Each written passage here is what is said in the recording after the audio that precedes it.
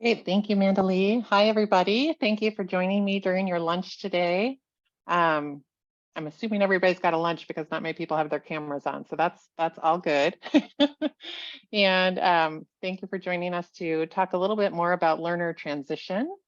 Um, I know that Holly has shared a Google document that we're going to use for this PLC, and I'm going to go ahead and just share my screen right now so that we're all looking at it together. All right. So you should see the learner transition peer learning circle notes or agenda, and I see that some of you have started writing your name and where you work and your role, as well as maybe a question that you had coming into today's discussion. What uh, what encouraged you to be here today? What questions do you have about learner transition that you would love to discuss with your colleagues? This is what this next hour is for, is to really kind of learn from one another. If you take a look right here where it's talking about how are we approaching this conversation, and in the notes column, it says a guiding principle of peer learning circles is that wisdom is in the room. So it's really the wisdom is coming from each and every one of you. Collectively, we are providing that wisdom. So me as the facilitator, I know what I know about learner transition, but I am not the expert. We are all individual experts, and I'm really looking forward to hearing from each of you, whether it be in writing or by coming off of mute and sharing what you know about learner transition or your experiences with it. So I will look as you're continuing. Please do take a couple minutes, but I'll go over kind of how we're going to approach this conversation. Just know that this is a lightly facilitated, time-limited 1-hour discussion structured around our experiences, lessons learned, successes, and challenges that we have around this particular topic. So before beginning this discussion, we're going to review some questions that I actually generated, and we'll talk through those, and we'll give some people some opportunity to reflect and to maybe write some comments in the notes column. And then we'll take some time to discuss maybe some of the questions that seem to have generated more interest among this group. And if you are generating questions up here in this section, where I've asked you to provide one question you hope to explore today, we'll take some time to explore some of those questions and really make sure that we're being responsive to your needs as well. And then we'll wrap up at the end of the hour and kind of consider what our next steps or lessons learned have been. So let me just go and look, see who's in the room. Welcome to Shell.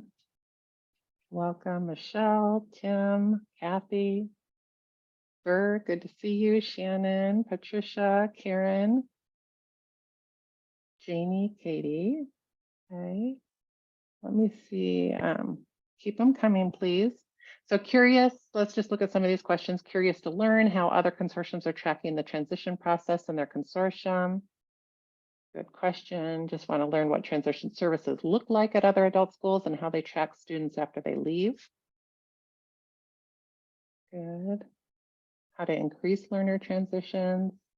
How can we increase transitions from adult ed to post-secondary? How can we improve our transitions and better track entering community college with our college partner? How do we do a better job students with transfer and transition to other educational opportunities in the workforce? Good. All right, good.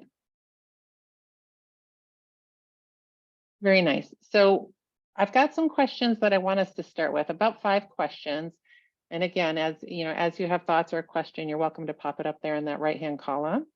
But here are the questions. So kind of the overarching primary question today is, how can we improve learner transitions to post-secondary training and employment? And what are the key considerations? So here's my first question, and I invite you to write your answer in the box to the right of the question. I'll read through each of the questions and then give you a few minutes to reflect and write in the column on the right. So what transitional support services can we offer to adult students to help them navigate the transition to post-secondary training or employment? I think that's, that reflects many of the questions that we had in the welcome section. How can we access the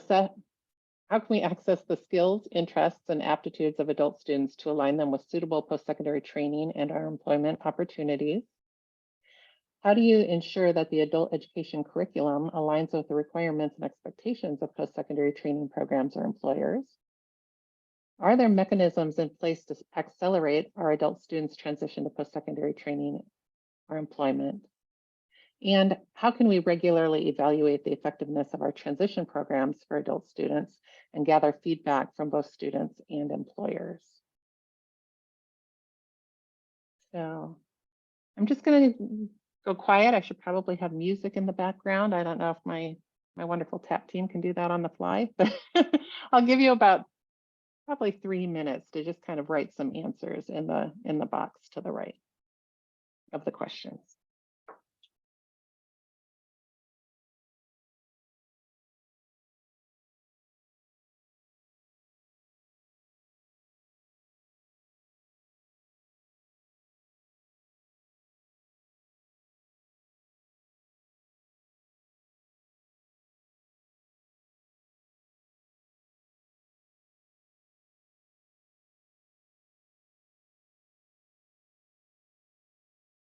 And you can jump around if you want to go down to the 5th question so you're not fighting for a spot in the first box.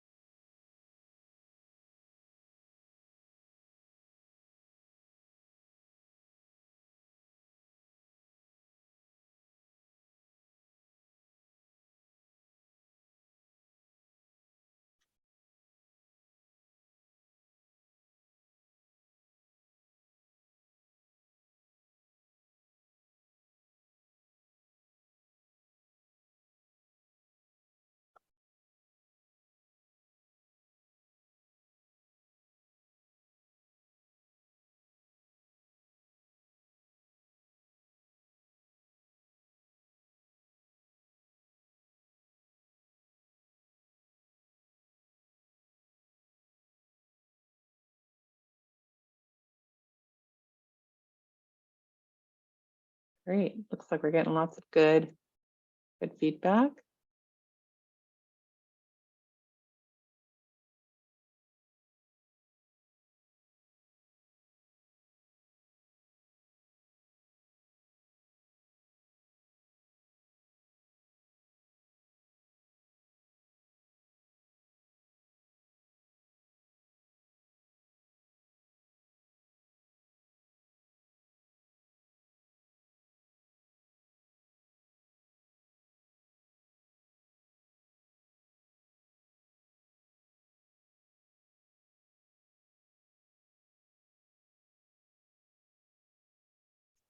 Let's go ahead and start maybe with this first box. It looks like we've had a lot of generated a lot of interest around the topic of what transitional support services can we offer to adult students to help them navigate the transition to post-secondary training or employment. So we're seeing, I invite you to read the responses that are there. And I also invite anybody that is, would like to come off of mute and share maybe some of the transitional support services that you're familiar with and maybe some of the tools that help you implement those services. Anybody want to come off of mute?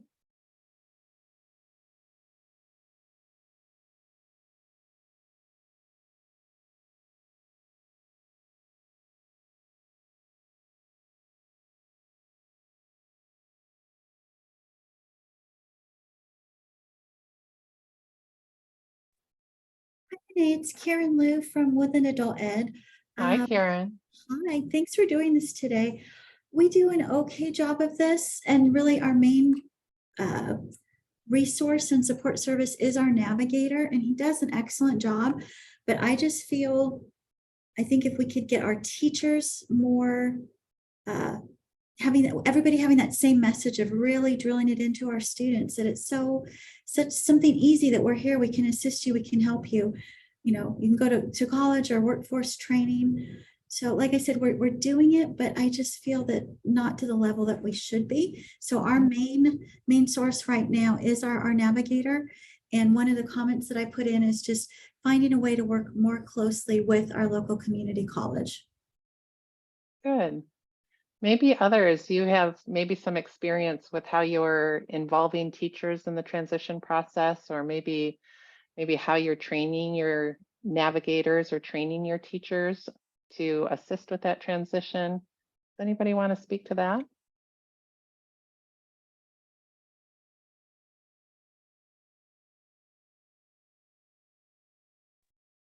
I can speak to that for just a second. That's okay. Thanks, Sherry. Yeah, Sure. welcome. So we have 4 transition specialists, well, actually 3 and 1 regional transitions coordinator. And that coordinator manages the team just to kind of be that glue that puts it all together. And what she encourages the transition specialists that are placed at different adult schools is to reach out to the teachers, go to their staff meetings, build those relationships with those teachers so that it's an easy handoff, right, from the student to that transition specialist. So that seems to work the best. And it just takes time, and they're doing a good job. It's been, some of them have been at their locations for 6 years, so things run a lot smoother because of that.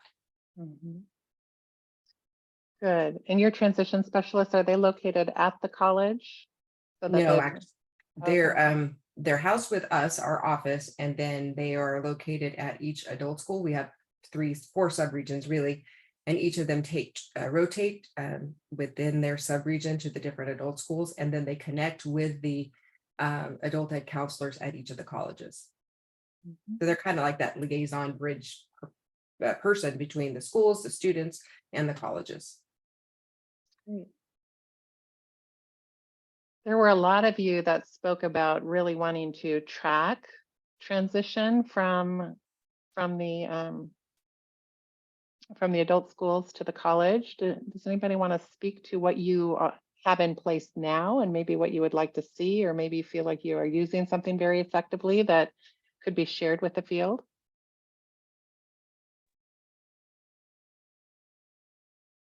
Hello, Renee. Hi, Bert. I can speak a little bit to that. We've been working with our college partner, Hartnell College. It's nothing new or groundbreaking, but we've established a relationship that we're hosting a dual enrollment class on our campus. And we had a pretty successful recruitment. Our last class is tomorrow. I think we had we started recruited from our high school equivalency and diploma classes to capture the dual enrollment criteria. And we had like 28 students that actually, we did 3 information orientation sessions, and that was really key. We had to really hold their hand and help them navigate CCC Apply, because it's not easy. If you tell an adult ed student, go to this website and fill this out, I'd be willing to bet that less than half follow through, because it's kind of confusing. So helping them register with CCC Apply, and that's the first step. Then they have to enroll in the class. So we helped them with that. And, we had a room of 25 students, and we had three college personnel helping us, and a couple of us from the adult school.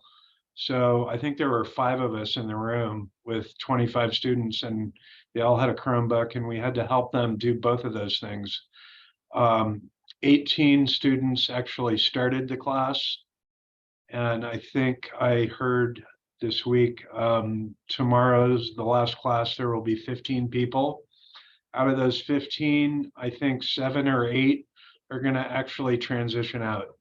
Mhm. And the rest didn't feel ready, but they're going to stay with us.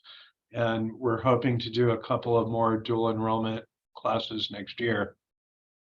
But I think what you were asking was how do we track that? But it's pretty easy because it's one class and we have a great relationship with Hartnell College. So, and furthermore, the class is on our campus. So, you know, we started with 25, 18 actually made it through the door, and 15 will complete. So it's not too hard to track that many. Mhm. Congratulations, that's a great start. How did you, maybe you could speak to how you determined what the curriculum should be or what course should be offered first for that transition?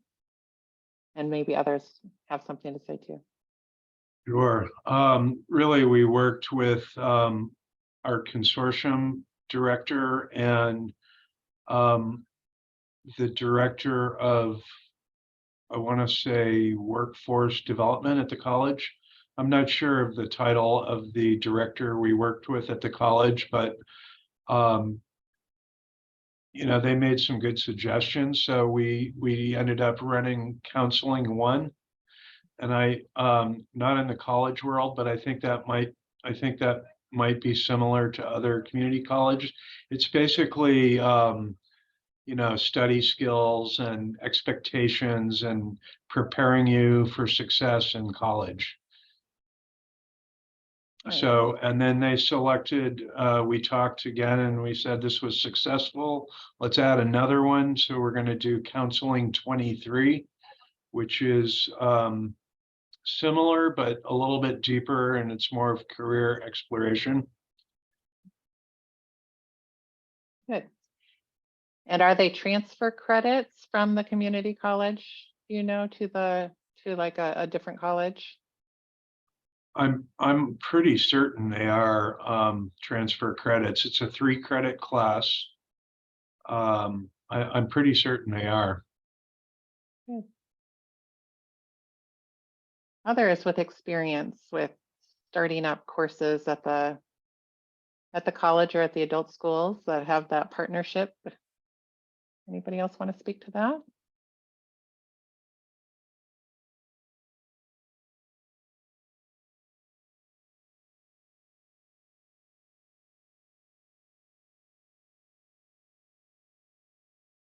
Can I ask a question in regards to the partnership? We don't have something like that right now, so I'd love for people who do have it. How did you get the conversation going? Like Sherry, you talked about your transitional specialist meeting with the counselors at the college who may not be like super duper familiar with CAPE or adult education. How do you get those conversations started, and who do you get them started with to have that connection? I think my question would be, do you have any relationship at all with your college? Or do they receive any CAPE funds? Yes. So but nothing's been happening with that, or? There's been a lot of turnover. That's mostly the issue. There's been other issues too, but That's the for main this one. conversation, we'll say it's mostly turnover. So, do you know a contact person there? Yes. So I would email them. I would invite them to lunch. I would tell them the importance of, you know, what the purpose of, you know, you're probably going to have to retrain them again if they're new, especially too, right? And what the CAPE role is all about, and how planning and getting the adult school students ready. That's going to be, they always look at high school, but they can also look at adult schools to help fulfill their enrollment crisis that they have as well. So I think just trying to build that relationship and explaining, maybe going back to some historical documents, what was the intent? Why did the college get the money? What are they doing with the money? The list could go on, and we could talk about that in our other meeting, but I think definitely just forming that relationship, taking them for happy hour, meeting them, getting to know them better so that you can help to facilitate what needs to be done. Thank you. As far as tracking too, while we were still on that subject, I mentioned in that our other webinar that we had that we use Unite Us for a outgoing referral system. And then ASAP created our own consortium's transitions section, if you will, I guess. So whenever a transition specialist meets with a student at a site, they record that information. So then we have record of that.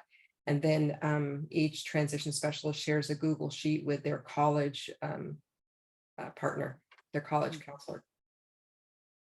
Good.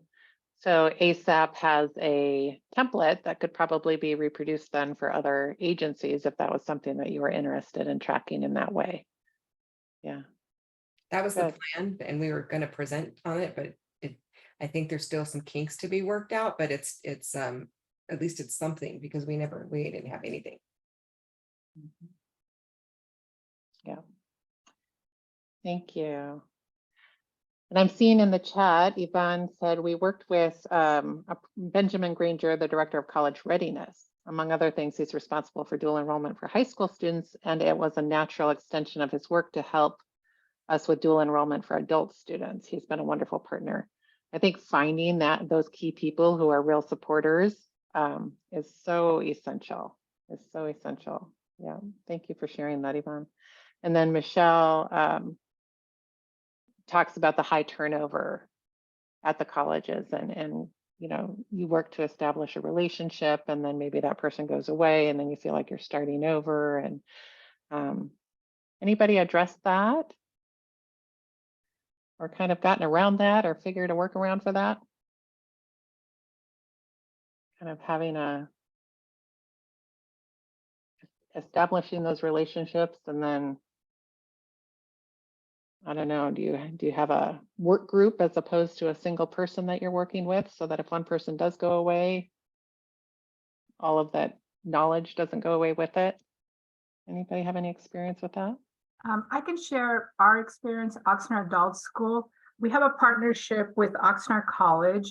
We are very close to them, but having that document there, and we shared the information, and that stays with the agency, whether I go away or somebody goes away, it continues. So we did have a partnership a few years back, and somebody connected with me, and we articulated what we needed. We will be having a course here at our site. That's non-credit. It aligns to our last ESL class. This is for an English class, and then they plan to provide a credit course the following semester. So it's about the MOU, having that document. Good, thank you. And is that MOU something that you would be willing to share, Leticia? Sure. Yeah, Good. thank you. Mhm.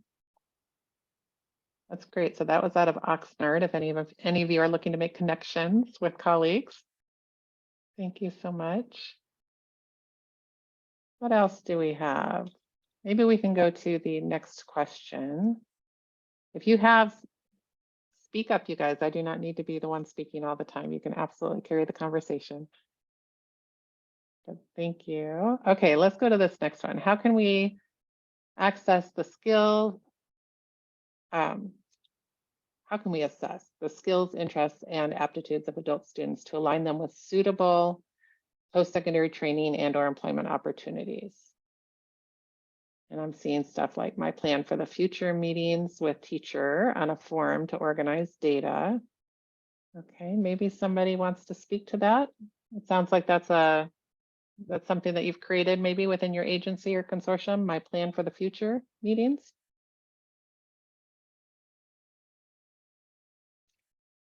Yeah, that was me, my plan for the future meetings. Uh-huh. What I found when I first came into adult ed about 6 years ago was that our students didn't really know who their teachers were. They didn't really sit, especially in our diploma and HSE. ESL for sure they did, because there's a lot more direct instruction, but with HSE and diploma, there's a little bit more of a hybrid and online. So I wanted our teachers to sit and meet and talk with their students and get to know their goals and who they are. And it has made a huge difference and they love it. So we do a my plan for the future. And right now we're doing it on a Google Doc, but since we're switching to My OneFlow instead of ASAP, we're thinking maybe it can be done there.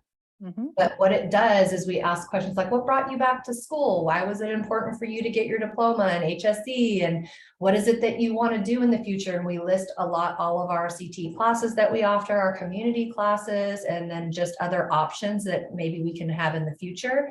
So it can be disaggregated later to plan, industry sections and sessions. And so as students are getting close to graduation, the teachers can go back to the form and see what their teachers have said or their students have said.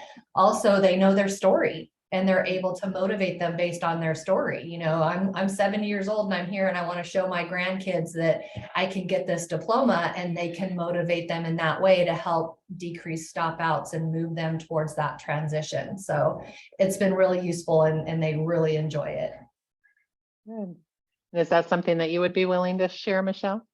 The Google form, yeah. Yeah. I don't know if you could either drop it in the notes here, or I suppose people maybe could reach out to you. Either one, I'll put it in the notes. Yeah, thank you. Sure. Yeah, I think maybe the more resources that we can kind of gather and assist each other with, it really saves us, a lot of legwork and reproducing a lot of these resources. So thank you. We appreciate that. Sure. How about virtual job shadow? Does anybody want to speak to that? Hi, Renee, it's Karen Liu. I put that in, and everybody, sorry that I'm not on camera. I'm eating a spinach wrap and I don't want to have spinach teeth. Well, No worries. We have that program, Virtual Job Shadow, so students can go on and do the assessments and see where their skills are and their interests. We had one student who really thought he knew for sure what he wanted to do. And after going through this program, he found out he was actually more interested in manufacturing. And so it's a really good program. It's just a little bit labor intensive. So right now it's not being used to its fullest potential. So I'm looking at ways so that we can, especially for our diploma students, use it more for them. We have a lot of, there's a lot of activities for those of you who use Burlington English with your ESL students. There are some all the career pieces built into that. So our teachers use that for ESL, but Virtual Job Shadow mostly for diploma students and high school equivalency. So my task for next year is just finding a way to make this less cumbersome so students can get the benefit of it. And then I love the ideas about starting to do more surveys. We survey students, but I don't think as much. So a way to maybe the workaround, if we're not always able to have a student sit down and go through all of the assessments with Virtual Job Shadow, would be to just start really putting out more student surveys to see what their interests are. Yeah, great. Anybody else? There were a lot of comments about surveys. Does anybody want to share about surveys that they're using at their site right now? And if you have links to those surveys and want to drop them in the notes column, that would be awesome too.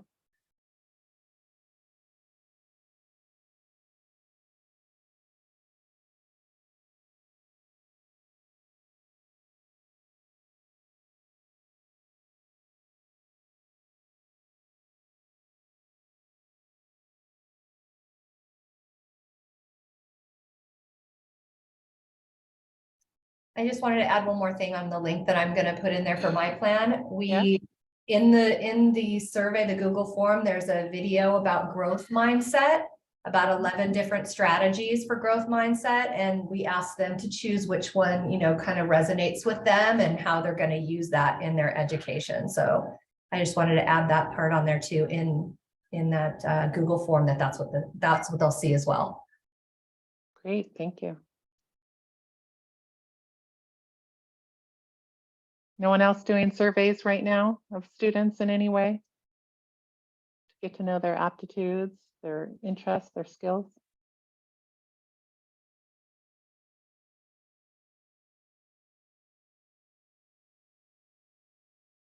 And maybe it's happening more at the classroom level and you're not necessarily hearing about it at the consortium level, potentially. Let's go ahead to the next question. How do you ensure that the adult education curriculum aligns with the requirements and expectations of post-secondary training programs or employers? We spoke to this a little bit, Burr spoke to this a little bit, but what else do we, some responses. Program work groups with member representatives from both K-12 and the local community college to do a crosswalk. MOUs for dual enrollment, community partnerships and collaboration of what employers are looking for in new hires. CTE advisory members. Yeah, how are you connecting with the employers and the industry partners? What does that look like for you?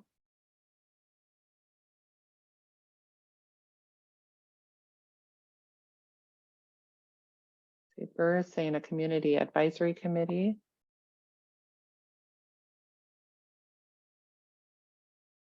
We also try to access and work with the Workforce Development Board. You know, trying to tap WIOA Title I funds, developing programs and curriculum with guidance from the Workforce Development Board and having them connect us to employers. Right. And they're really the ones that can tell us what the kind of most in-demand careers are right now, right? And they can kind of put us in a, you know, put us in the direction that we need to head. Do we want to do something with cosmetology, or do we want to do something with manufacturing, depending on what the needs are in the community where you're at? Good. Does anybody meet regularly with their Workforce Development Board? And if you do, what types of things do you discuss with them?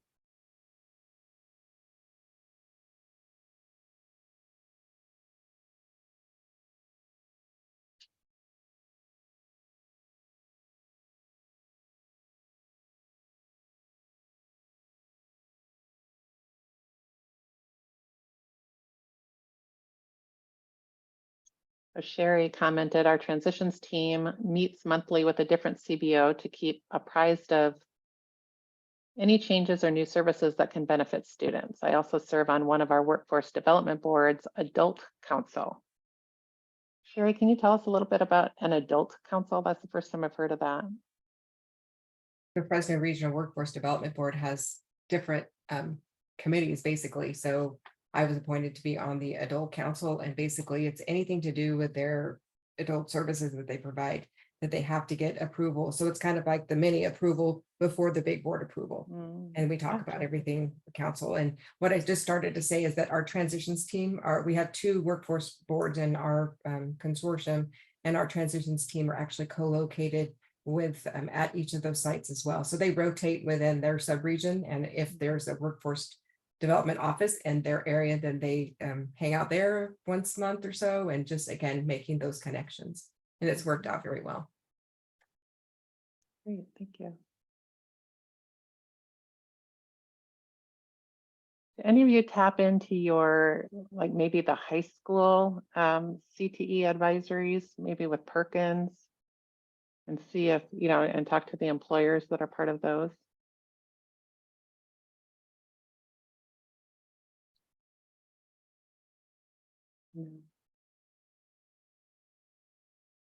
I know when I was an administrator at a school site, I tried to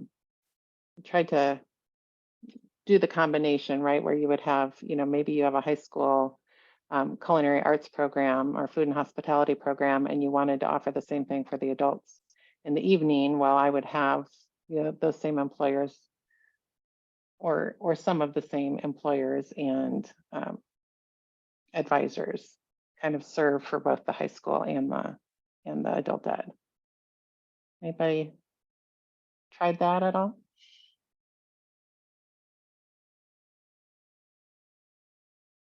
Okay. We can keep going. How about this next one? Are there mechanisms in place to accelerate adult students' transition to post-secondary training and or employment? And we're seeing dual enrollment, WIOA Title I being on the ETPL list, right? IET programs, apprenticeship programs, externships, academic counselors.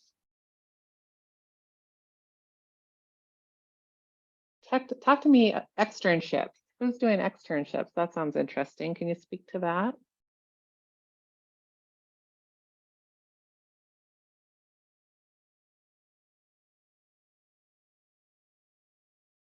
Would externships be associated with maybe a training program, and then before you exit the program or complete the program, you're doing some type of work-based training?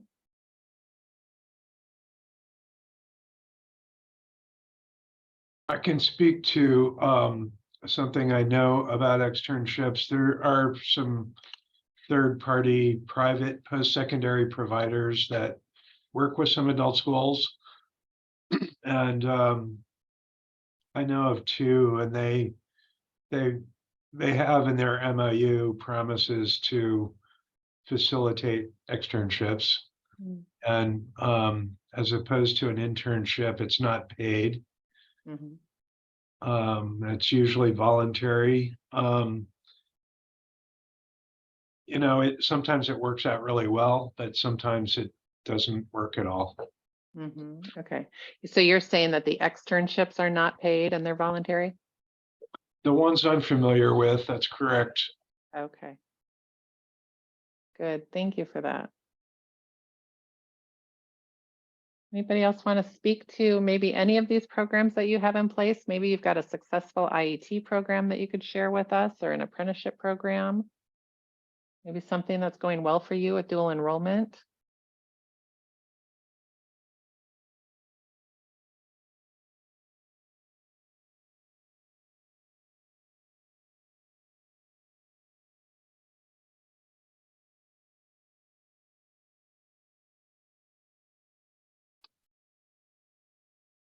Guess I have a somewhat unrelated question, but still related. What do you feel is many of you are on the call are either member, right? You're the lead kind of voting member for your district, or you're a consortium lead.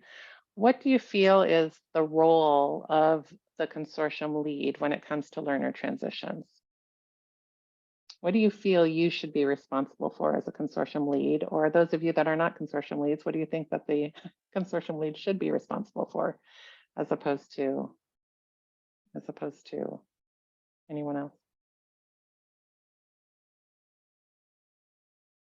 Renee, would you repeat that, please? What are consortium directors? What is the expectation around what?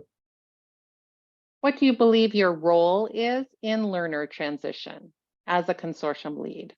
You know, what should, and this is really just, I mean, there's no right answer. I'm just curious what role consortium leads have taken in learner transition, and maybe you believe that you want a bigger role or a smaller role. I'm just curious if there are some kind of key tasks that are kind of rising to the top that our consortium leads are doing to support learner transition. I can speak to our consortium.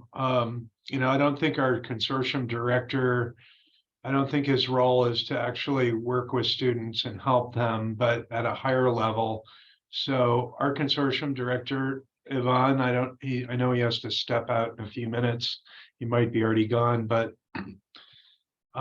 we have a great working relationship, and what he's done for me has suggested or brought to our group opportunities to increase transition, or many things, you know.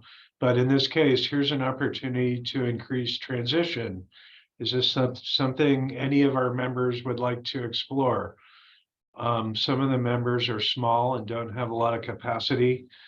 But I thought, yeah, I want to do that. So, you know, I think the consortium lead's role is to, on a higher level, to explore opportunities to improve transitions and to help and work with members. But I don't see the consortium lead as actually hand holding students. That might be the case in some smaller consortia that are rural, and a consortium director may have multiple roles.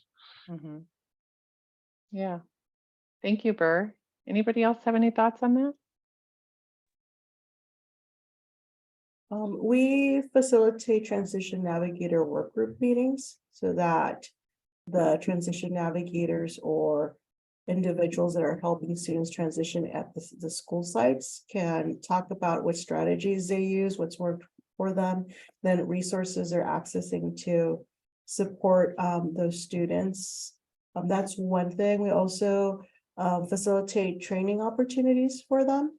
I think those are two of the ones we do like almost on a monthly basis. And then also I think as a lead, you try to develop or help develop those relationships with the community colleges and partners and the workforce and employers. And that also takes time, but and like you said, when there are opportunities reaching out to individual members to pilot things or to work with each other, to try things that might be that we can expand to the consortium. Great, thank you, Patricia. Patricia is with the Capital Adult Ed Regional Consortium in Sacramento. If anybody wants to reach out to her about transition, so the transition work group that you were sharing about, good. Any other thoughts about the consortium lead's role?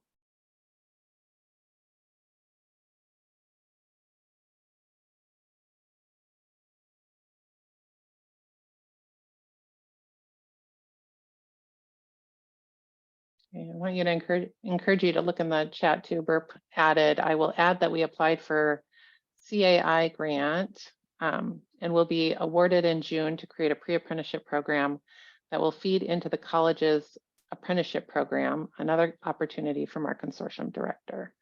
Way to go, Yvonne. So CAI is apprenticeship initiative. What's the first word? California Apprenticeship Initiative, I think. Yeah. Offered through the community college system, I believe. Yeah. Thank you. Good. Let's jump to the last question. How can we regularly evaluate the effectiveness of our transition programs for adult students and gather feedback from both students and employers? Some of our answers were monitor and track student completions and transitions, regularly survey students and employers, looking at MIS data, Workforce Development Board data, establishing partners in the major post-secondary options. Good. Anybody want to speak to any of that and how you're doing that in your consortium or your district?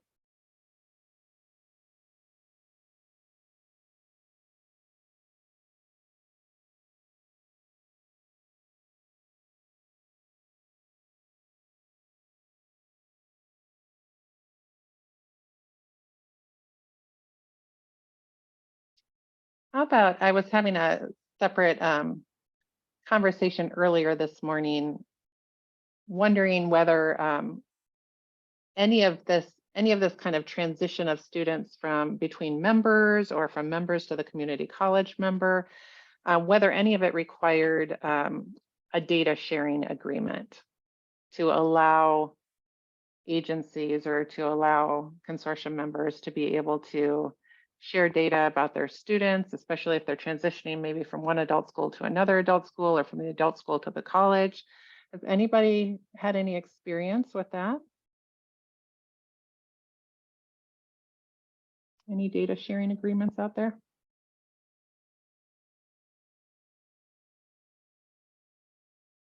Or maybe you can speak to the importance of it or the lack of importance of it. Can I ask Sherry a question? Sure. Sherry, I know you use Unite Us to refer students. How do you go about, like, one of the challenges I've had is respecting students' privacy. So there might be a student that we want to, refer somewhere, but that student didn't sign a release of information. So it's either we contact the student and say contact X. So that's an additional barrier. Like, what does Unite Us help with that? Or how do you go about that warm handoff so that students don't get lost in that transition. So Unite Us has a opt-in type thing. If the student you could probably meet with the student via Zoom and share the link with them, and then they just do some, it's a really simple opt-in type thing. So, and then there's different levels of access, just like with Community Pro was, that was what I'm the most familiar with, because Unite Us is still new to us, and our transitions team are the ones that use that the most. But totally lost my train of thought. So they opt in when they. Thank you. They opt in and receive the services, and that's the only way that they could do that. I was Okay. going to say something else. It was really good. No clue. Email me. Darn If it. you remember. The data sharing, I guess maybe I was going to go to the data sharing agreement thing question, that it's really super simple with, oh, I know, wait, I remember now the other part is that each person has its own level of access to Unite Us. So it just because I can only see what you can, you know what I mean? If we're in education, we see that part. If we're in healthcare, we only can see that part, but the referral still goes the same. Thank you. So if a student does access services through Unite Us, do they have to opt in? Is that Yes, like an they have to automatic? opt in order to, but it's very minimal information that's shared. It's Okay. not like with if Community Pro shared their CASA scores. It's a matter of basically a phone number, maybe an email address, and their name. Like, and this Okay. person needs services for this, so it's very safe, I think. Do you Safer sign and up? more comfortable, sure. And the Do data all- sharing Oh, I'm agreement sorry. Go ahead. with Unite Us, there's no data to be shared. It's just a matter, like I just said, we're sharing the phone number, name, and maybe an email address. We're not sharing any other information. So the joining part with when we did Community Pro, it took like 2 years for some districts to vet the contract in order to share their data. With Unite Us, there's no data to be shared. We don't have to upload anything. It's just a very simple opt-in agreement that people have to do if they want to use the platform. Agencies need to do. Do all your students sign up for Unite Us? They're starting to. And we're starting to get referrals from the workforce too, which is really cool. So it's like, oh, it's working, yay. Slowly but surely. When, okay, thank you. Sure.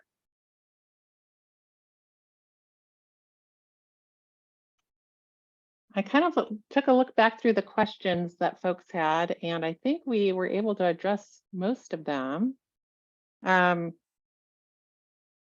Is there a burning question that you want to address or topic you want to address before we kind of start our wrap up?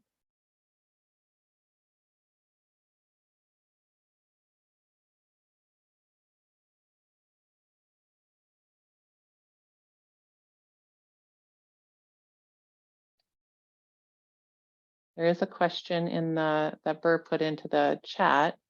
Are there any, regarding the Consortia Lead PLC, are there any consortia that occasionally meet together and share ideas and resources across regions? Can anyone speak to that?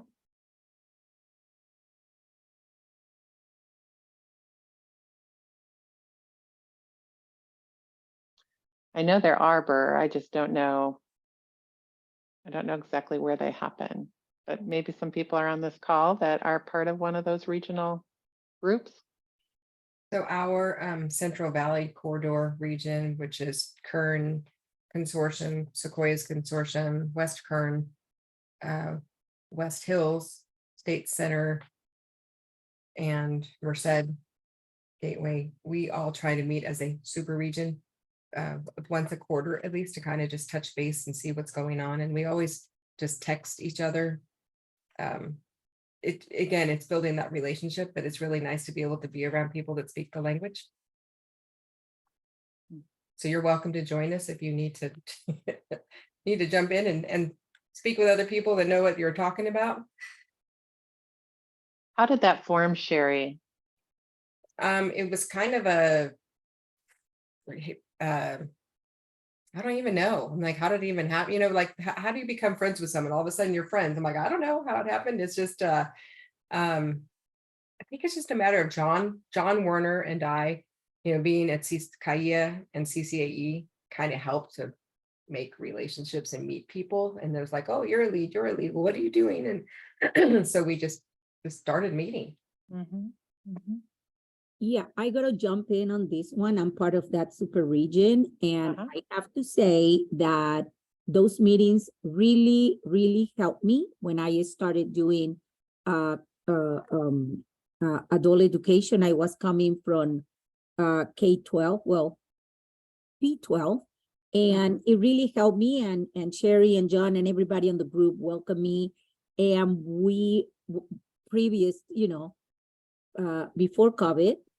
We were meeting in person, then we did it Zoom, and one way or the other, and we text each other and ask questions. And to be honest, those really work because it's like my support group. I'm the only one in 2 counties, so I don't have that support. So the group has become my support, and I ask questions, and we help each other. We all help each other with whatever we need. We are very open. I'm very lucky that I was completely new, and the group welcomed me and kind of like showed me the ropes here and there. And Sherry, I kept her on a speed dial. So if you go to my phone, 911 is not number one. So I will recommend to any other regions to have it, because you do need that support. Well, I only can speak for myself, but I really needed that support, and they came through for me. So, and they share a lot of the information because they are part like so many committees and stuff at the state level. So they are always sharing with us. So I'm very, very grateful. I know that it was between you and John idea, and it's still working 7 years later. It's still working for us. Velma, do you remember how we met? How we started that? I know I got an email invitation. So even Neil went to one of our meetings when we met all together. So Oh, yeah. yeah, I mean, 7 years ago, you are Yeah. asking for me to have a lot of space in this memory. But yeah, if you don't have it in your region, I recommend it because it do help you, especially with changes and 3-year plans and annual plans and all those new things that are thrown at us. I mean, you need that because, like I said before, many times you are the only one in the whole region who you got to bounce ideas with. So yeah, that's all I wanted to say. I could go back to. And I Thank was you. eating too, so I didn't want it to show my face. No problem. Thank you for sharing that. So we are within about 5 minutes of reaching 1 o'clock. So I do want to encourage you to go to that to the bottom of the document where it says closing and next steps, and take a minute, please, to just type in the box. What was the most useful takeaway from this discussion? Questions for future exploration as they relate to learner transition. And then any other questions that you have, just know that, the Cape TAP team is here for you to really kind of address all of those things that Velma, I think we politely pass off to you.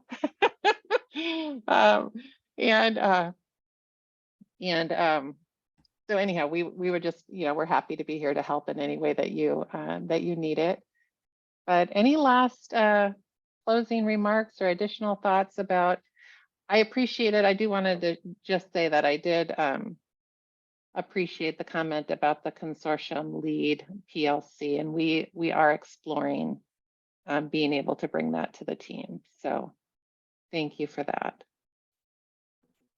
And but the super regions, I know there's also kind of I believe there's a Bay Area group that kind of, a few of them get together. I believe there's a far north team of consortia that get together, all very informal, I believe. So if you're looking to become part of a group like that and you're not sure where to turn, certainly reach out to TAP, and we can see what we can do to connect you with other consortia leads in your region. and maybe an existing group that might be operating. Okay. So as we approach the 1 o'clock hour, I'll just go ahead and start our closing, but I want to allow everyone to have the time to make sure that they grab the PLC document, and you will continue to have access to this. So if there are other items that you would like to contribute to, or there are shared resources here, you can always come back to it. I'd like to say thank you so much to Renee Collins for facilitating today's PLC. And thank you all today for coming, attending, spending time with us this afternoon, and contributing to the conversations and the continued conversation around learner transition. And unless there's anything else, we'll go ahead and leave the room open for a few more moments while everyone can continue to add to the document or ask any final questions. We're here for a few more moments.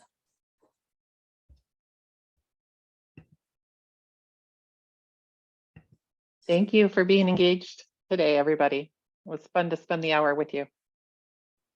Mm-hmm. And if you could also take a few moments, Holly Clark has popped into the chat the evaluation link.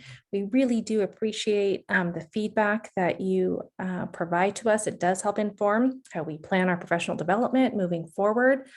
So please just take a few moments and grab that link, as well as check out our registration site. We do have additional professional development coming up through the rest of, I would say, summer going into fall. So definitely take a look, and we hope to see everyone soon. Thank you, everyone. Have a great afternoon.